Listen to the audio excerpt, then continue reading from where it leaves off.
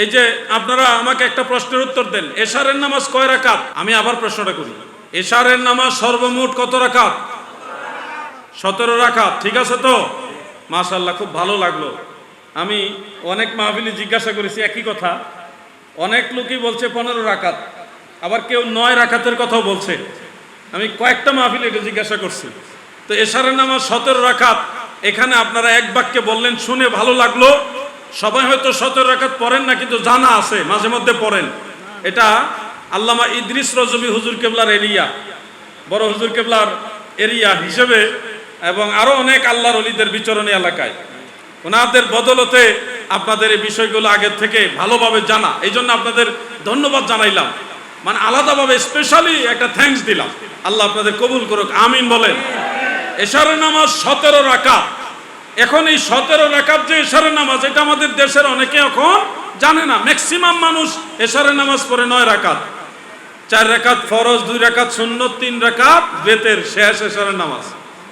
কিন্তু আসলে আরো নামাজ আছে, যেমন এশারের ফরজের আগে 4 রাকাত সুন্নত আছে, ফরজের আগে কি আছে? 4 রাকাত সুন্নত নামাজ আছে। বোয়ালখালীর নবীর প্রেমিকারা গো, দিলের কান লাগায় শুনেন, এশারের নামাজের ফরজের পূর্বে 4 রাকাত সুন্নত নামাজ যদি আদায় করেন, হাফেজুল হাদিস ইমাম মুনজিরি রহমাতুল্লাহ আলাইহি আত-তারগীব ওয়াত তারহিবের মধ্যে উল্লেখ করেন, সারা রাত দাঁড়িয়ে নফল নামাজ, তাহাজ্জুদ নামাজ পড়লে যত নেকি হবে, ওই সমান নেকি আমার আল্লাহ এশারের 4 রাকাত সুন্নত নামাজ পড়ার কারণে আল্লাহ দান করে দিবে। আরেকটা রওয়ায়াত আমি পেয়েছি, আল্লাহু আকবার, বাস তাকবীর আর লাগবে না। এই একটা ফজিলত, আরেকটা ফজিলত আছে এই নামাজের, এশারের ফরজের আগে 4 রাকাত সুন্নতের 2টা ফজিলতের একটা বললাম, আরেকটা ফজিলত আপনাদের শোনাই। কানজুল উম্মালের মধ্যে ইমাম মুত্তাকি হিন্দি রহমাতুল্লাহ আলাইহি হাদিস শরীফটা কোট করেছেন, আর তারগীব ওয়াত তারহিবের মধ্যেও আছে, অন্যান্য কিতাবের মধ্যেও পাবেন। আল্লাহর হাবিব নবী সরকারে দু জাহান রাহমাতুল লিল আলামিন, আমার এই হাদিস শরীফটা ইমাম আবু জাফর উকাইলি রহমাতুল্লাহ আলাইহির কিতাবুদ দুআফা বা দুআফাউল কবির, দুই ভাবে নামটা আছে, দুআফাউল কবির। সেখানে হযরত আব্দুল্লাহ ইবনে আমর ইবনে আস রাদিয়াল্লাহু আনহু থেকে বর্ণিত রয়েছে, সেখানে উল্লেখ, মান সাল্লা 4 রাকাতিন ক্বাবলা আল ইশা, যারা ইশারের ফরজের আগে 4 রাকাত সুন্নত নামাজ আদায় করে, আল্লাহর নবী বলে তার আমল নামায় লাইলাতুল কদরের সমান নেকি আমার আল্লাহ দান করে দেয়। সুবহানাল্লাহ বলেন, সুবহানাল্লাহ বলেন।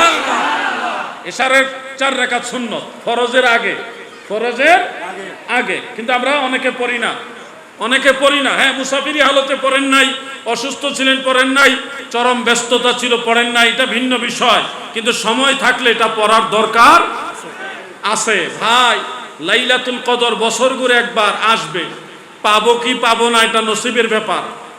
তাও এটা কোন রাতে 100% গ্যারান্টি তো আমরা দিতে পারি না।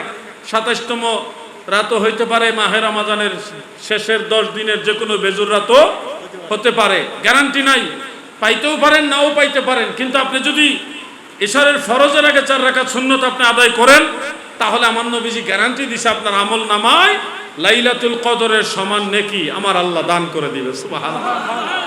অল্পতে বেশি নেকি কিভাবে হাসিল করবেন এই রাস্তা নবীজি দেখা গেছে। আমল করো নামাজ রোজা, আমল করো নামাজ রোজা, কায়েম করো সুন্নিয়াত, জিন্দাবাদ জিন্দাবাদ নবীর সেনা, জিন্দাবাদ জিন্দাবাদ জিন্দাবাদ নবীর সেনা।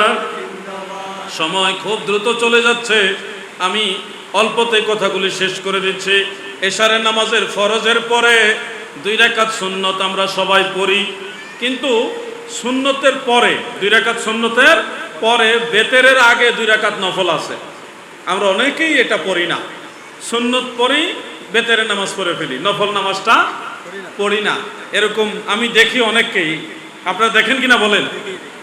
কিন্তু আপনারা জানেন কত বড় একটা ফজিলত থেকে আপনারা বঞ্চিত হচ্ছেন।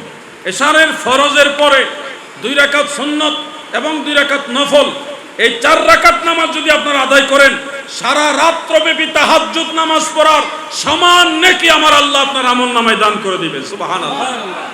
কত বড় ব্যাপার এটা বুঝছেন? সারা রাত তাহাজ্জুদ নামাজ পড়া, আমরা দুর্বল মানুষ, আমাদের দ্বারা সম্ভব না, কিন্তু ওই সমান নেকি আপনি অল্পতে কিভাবে লাভ করতে পারবেন সেই পদ্ধতি, সেই রাস্তা আমার নবীজি দেখায় গেছেন। তাহলে আপনাকে চেষ্টা করবেন ইনশাল্লাহ আমল করার চেষ্টা করবেন কিনা আপনারা?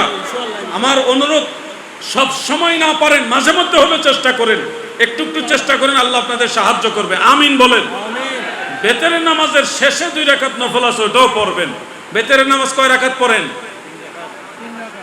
ঘুমাই গেছেন নাকি? 5 রাকাত পড়েন? ওই ভাই কি বেতেরের নামাজ 5 রাকাত পড়েন না আপনি? 3 রাকাত। তাই বাবা যে উঠাইছেন 5, মাশাআল্লাহ, উনি বুঝাইছে আমি পড়ি, বেতেরের নামাজ উনি পড়ে, এই জন্যে হাত উঠাইছেন। হাতে যে 5টা আঙ্গুল, আমি তো জিজ্ঞাসা করছি কয় রাকাত, কারণ 5 আঙ্গুল উঠাইলে কি বোঝা যায়? 5 রাকাত বোঝা যায় না। তো উনিও পড়ে। বেতেরের নামাজ ওয়াজিব। বেতেরের নামাজ কি? ওয়াজিব। আমাদের হানাফি মাযহাবে এটা ওয়াজিব, অন্য শাফি মাযহাবে এটা সুন্নতে মুআক্কাদা বলেছে, কিন্তু হানাফি মাযহাবে ওয়াজিব বলেছে। মনে রাখবেন, হানাফি মাযহাব অধিকতর বিশুদ্ধ কেন? যেমন খেয়াল করে শুনবেন, আজান, একামতের বাক্য 2 বার। খেয়াল করে শুনেন কথাটা, একামতের বাক্য 2 বার করে। এখন কেউ যদি একবার বলে, একের ভিতরে 2 নাই, একের ভিতরে 2 নাই, কিন্তু 2 এর ভিতরে 1 আছে কিনা বলেন না? সতর্কতা দেখেন, আমাদের 2টা হাদিসের উপরেই পরোক্ষভাবে আমল হইতেছে, কোনোটাই বাদ পড়তেছে না। একেরটাও আমল হচ্ছে, 2 এরটাও আমল হচ্ছে, কারণ 2 এর ভিতরে 1 আছে, একের ভিতরে 2 নাই। হ্যাঁ, ওই আরবের বর্তমান সৌদি সরকার, ওনারা হলেন হাম্বলি মাযহাব ফলো করে। হ্যাঁ, একেবারে পুরা রাষ্ট্র। আমাদের বাংলাদেশে মনে করেন নামাজের ব্যাপারে সরকার কোনো মাযহাবকে ফিক্সড করে দেন নাই, ইমামদেরকে বাইন্ডিং করে নাই যে আপনারা হানাফি মাযহাব মোতাবেকই নামাজ পড়তে হবে, এটা সরকারি আইন করা নাই। এই জন্য যে যেমনে পারে, যে যেই মাযহাবে, সে এইভাবেই বাংলাদেশে নামাজ পড়তে পারে। কিন্তু সৌদি আরবে কিন্তু আপনি চাইলে পারবেন না, ওখানে রাষ্ট্রীয়ভাবে একবার আইন করা, আপনি হাম্বলি মাযহাব মোতাবেক নামাজ পড়তে হবে। কোন মাযহাব? হাম্বলি মাযহাব। রাষ্ট্র যেই মাযহাবকে গ্রান্ট করেছে, ওই মাযহাবের বাইরে যদি আপনি অন্য কোনো মাযহাব ফলো করেন, আপনার চাকরি আউট, বেতনও পাইবেন না। ওই দেশের ইমাম সাহেবদের সরকার বেতন দেয়, এবং খুতবাটা পর্যন্ত সরকার ফিক্সড করে দেয়, এই খুতবা চলবে এই জুমায়।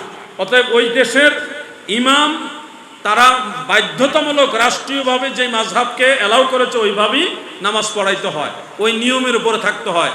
বাংলাদেশে কিংবা অন্যান্য অনেক রাষ্ট্রে কোনো নির্ধারিত মাযহাবকে বাইন্ডিং করে দেওয়া হয়নি, এই জন্য যে যেই মাযহাবের সে ওইভাবে নামাজ পড়তে পারে।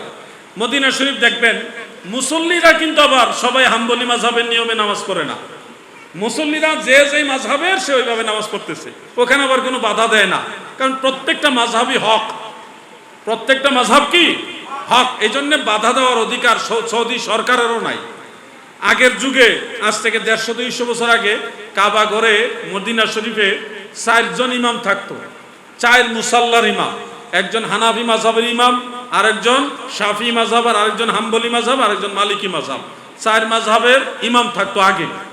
মানে 4 জনে 4টা জামাত পড়তো এরকম না, 4 জনের 4টা মেহরাব ছিল।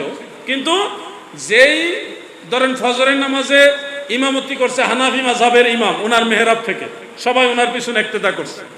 আবার জোহরের নামাজের ইমামতি করছে শাফি মাযহাবের ইমাম, উনি ওনার মেহরাব থেকে সবাই ওনার পিছনে ইক্তেদা করছে। আসরের ইমামতি করছে মালিকি মাযহাবের ইমাম। এক এক নামাজে এক এক মাযহাবের ইমাম ওনাদের নিজস্ব মেহরাব থেকে ইমামতি করতেন। কিন্তু লা মাযহাবির একটা অপপ্রচার করে যে 4টা মেহরাব ছিল মানে হলো তারা আলাদা আলাদা 4টা জামাত পড়তো। এটা মিথ্যাচার, এক চরম মিথ্যাচার। 4 জন ইমাম ছিল, কিন্তু 4 জনে 4টা জামাত পড়তো না, 4 জনে মিলে প্রত্যেকটা নামাজ ঘুরিয়ে ঘুরিয়ে ইমামতি করতেন। এটা ছিল আগের যুগের। আর এখন তো রাষ্ট্র যেটাকে অ্যালাউ করছে ওটা ছাড়া আর অন্য মাযহাবের নিয়মে নামাজ পড়ার কোনো এখতিয়ার নাই। যদি করে তাহলে ওই ইমাম সাহেবকে ওই অবস্থায় অ্যারেস্ট করে নিয়ে যাবে। অনেক ইমাম প্রতিবাদ করছিল বিভিন্ন বিষয়ে, ওই খুতবার অবস্থায় অ্যারেস্ট করে নিয়ে গেছে। এই জন্য ওই কোন রাষ্ট্রকে আমরা দলিল হিসেবে নিব না, আমরা দলিল হিসেবে নিব কোরআন সুন্নাহ। দলিল হিসেবে কি নিব? কোরআন সুন্নাহ।